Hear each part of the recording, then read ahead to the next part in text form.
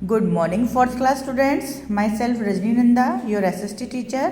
Students, आज हम chapter number 14 agriculture कृषि जो आपकी बुक में पेज नंबर है 64 रीड स्टार्ट करेंगे, इसको रीडिंग करेंगे। ठीक है, तो चलिए शुरू करते हैं। एग्रीकल्चर जैसा कि आप सभी को मालूम है, कृषि खेती-बाड़ी is the oldest occupation in the world.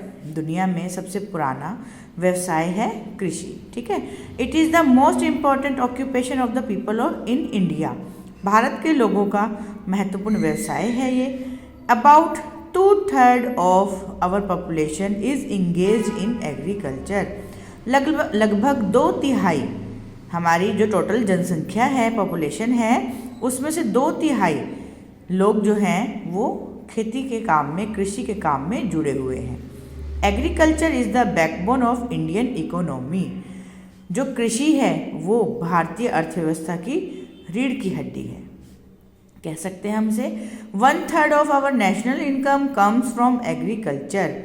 हमारी जो राष्ट्रीय आय है उसमें 1/3 हिस्सा कृषि से आता है। ठीक है, जो हमारी टोटल इनकम है राष्ट्र की, उसमें 1/3 जो पार्ट है वो कृषि से प्राप्त होता है, कृषि से इनकम प्राप्त होती है। Since independence India has made a great progress in the field of agriculture. जैसा कि स्वतंत्रता के बाद से भारत ने खेती या कृषि के क्षेत्र में बहुत अधिक तरक्की की है, विकास किया है। Our agricultural production has increased. और हमारा जो कृषि उत्पादन है वो बढ़ा है।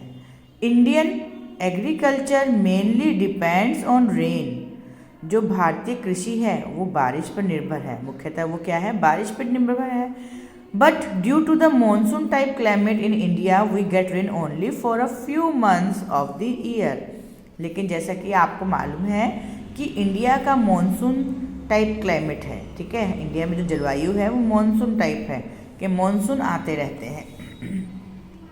तो हमें जो बारिश है वो साल में केवल कुछ ही महीने होती है। ठीक है, तो बारिश कुछ ही महीने होती है, तो खेती के लिए पानी भी कुछ ही महीने अवेलेबल होता है, पूरे साल नहीं अवेलेबल होता।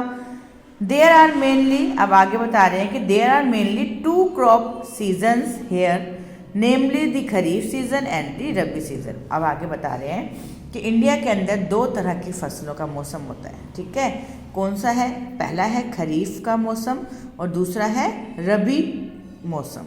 ठीक है, खरीफ और रबी आपको याद रखना है। डू यू नो, क्या तुम जानते हो, China is the largest producer of rice in the world.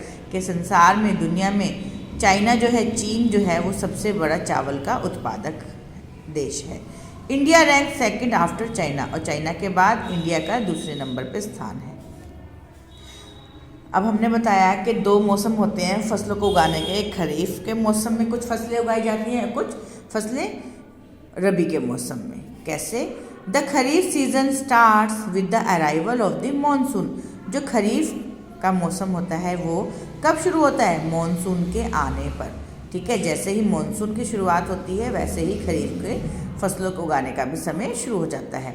अब खरीफ में मौसम में कौन कौन सी फसलें उगाई जाती हैं? Rice, jute, millets and cotton are the main crops of this season. चावल, जूट और बाजरा और कॉटन जो है वो इस सीजन की, इस मौसम की मुख्य फसलें हैं। The rabi crops are grown in the winter. और जो रबी की फसलें हैं उनको सर्दियों में उगाया जाता है।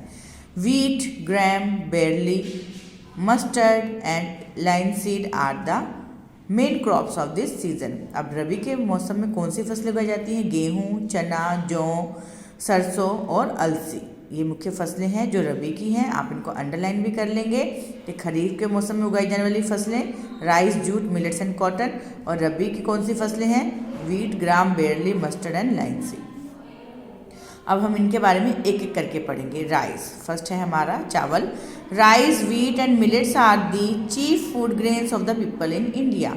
भारत के लोगों का मुख्य भोजन क्या है? चावल, गेहूं और मिलेट्स, बाजरा। ठीक है, rice grows well in the hot and rainy parts of the country. चावल जो है वो अच्छी तरह से कहाँ पे उगते हैं? जहाँ पे हॉट, गर्मी हो, और रेनी पार्ट्स हो, मतलब कि बारिश वाले हिस्से हो जहाँ पे बारिश भी अच्छी होती है और गर्मी भी हो। Fertile soil and sufficient water is needed for the production of rice. उपजाऊ भूमि और पानी, ठीक है, बिल्कुल जितना पानी उस चावल की फसल को उगाने में चाहिए उस वो ज़रूरी है, ठीक है। तो उपजाऊ भूमि भी होनी चाहिए और सफिशिएंट वाटर, क्योंकि चावल की खेती आप देखते हो, और चावल जो है धान उसको पानी में ही लगाया जाता है, पानी में ही खड़ा रहता है काफ़ी टाइम तक, ठीक है। तो पानी की मात्रा उसको ज़्यादा चाहिए। Orissa, Tamil Nadu, Assam, West Bengal, Andhra Pradesh, Bihar and Kerala are the leading producer of rice. चावल के मुख्य उत्पादक राज्य हैं ये उड़ीसा, तमिलनाडु, असम, वेस्ट बंगाल, आंध्र प्रदेश, बिहार और Kerala. India is the second largest producer of the rice in the world. अभी हमने बताया था ऊपर भी कि फर्स्ट नंबर पे चाइना है जहाँ पे चावल अधिक उगाया जाता है, उसके बाद इंडिया का नंबर आता है, ठीक है। वीट, अब हम गेहूं के बारे में पढ़ेंगे। Wheat is the second most important crop of India. Bharat की दूसरी महत्वपूर्ण फसल है गेहूं। It is the staple food of the people of north and north western parts of the country. देश के उत्तरी और उत्तर पश्चिमी हिस्सों में रहने वाले लोगों का मुख्य भोजन है गेहूं। It grows well in the cold dry climate. ये कहाँ पे अच्छे से उगते हैं? जहाँ पे ठंडे और शुष्क जलवायु होती है। Wheat is mainly grown in Haryana, Punjab, western Uttar Pradesh and Madhya Pradesh. कहाँ पे ज़्यादातर ये उगाया जाता है? हरियाणा, पंजाब, पश्चिमी उत्तर प्रदेश और मध्य प्रदेश में। It is also grown in Rajasthan, Bihar, Maharashtra and Gujarat. और ये राजस्थान, बिहार, महाराष्ट्र और गुजरात में भी गेहूँ उगाई जाती है। इसके बाद आता है millets, bajra. Jowar, bajra and ragi are grown in dry climate where there is low rainfall mainly in peninsular India. ज्वार, बाजरा और रागी जो कि ड्राई शुष्क जलवायु में उगाए जाते हैं, देयर जहाँ कहीं कम बारिश होती है। कहाँ पर? मेनली पेनिनसुलर इंडिया, भारत, प्रायद्वीपीय भारत में जहाँ कम बारिश होती है, शुष्क जलवायु होती है, वहाँ पे ये तीनों उगाए जाते हैं। Maharashtra, Karnataka, Madhya Pradesh, Haryana and Uttar Pradesh are the leading producer of millets. Madhya Pradesh, Haryana और उत्तर प्रदेश जो है वो मुख्य उत्पादक हैं बाजरा के। India is the largest producer of millets in the world. Bharat जो है वो वर्ल्ड में, संसार में सबसे बड़ा उत्पादक है। उत्पादक मतलब जो उगाने वाला राज्य, ठीक है, देश है। इसके बाद है पल्सेस, दालें। Pulses such as gram, arhar, urad, moong are rich sources of protein. दालें जैसे कि चना, अरहर, उर्द और मूंग, ये सारे प्रोटीन के स्रोत हैं। इनमें बहुत अधिक मात्रा में प्रोटीन पाया जाता है। They are grown in all parts of the country. और ये देश के सभी हिस्सों में उगाए जाते हैं। आज हम इतना ही पढ़ेंगे, आगे का हम नेक्स्ट क्लास में शुरू करेंगे। तो सभी बच्चे इसको ध्यान से दोबारा से वीडियो देख लेंगे और सभी बच्चे लाइव क्लास ज़रूर लिया कीजिए।